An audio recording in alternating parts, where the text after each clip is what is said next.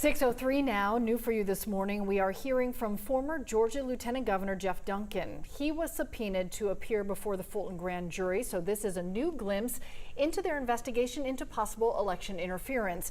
Ariana Manise is live outside the Fulton County Courthouse this morning with the latest. Good morning, Ariana. Good morning, Cheryl. The stage is here. The stage is set here at the Fulton County Courthouse as we continue to await another possible indictment for former President Trump. Now, as we get closer to the decision from the grand jury, we're hearing that another state lawmaker is being called to testify.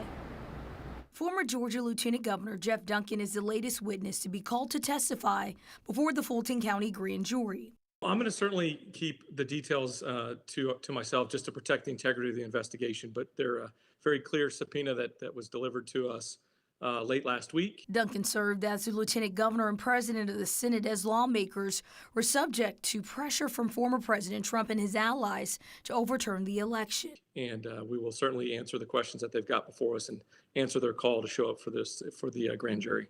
The Republican has been an outspoken critic of the former president. He is the fourth person to be subpoenaed to testify before the grand jury examining alleged election interference after the 2020 election. Former Democratic state lawmakers Jen Jordan and Bee Nguyen also recently revealed they were both asked to testify. This all comes as District Attorney Fani Willis is reaching the end of her investigation. Willis has hinted that Trump and his allies could possibly be indicted by August 18th. As a grand jury continues to meet at the Fulton County Courthouse, security measures are already in place surrounding the building. The road in front of the building is closed to traffic. Barriers wrap the courthouse, and law enforcement has a visible presence. The Fulton County Sheriff's Office added that there will be no parking allowed anywhere on the perimeter of the courthouse, and the public can expect the section of Pryor Street to remain closed at least until August 18th.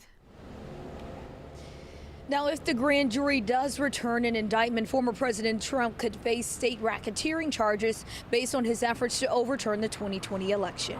Back to you.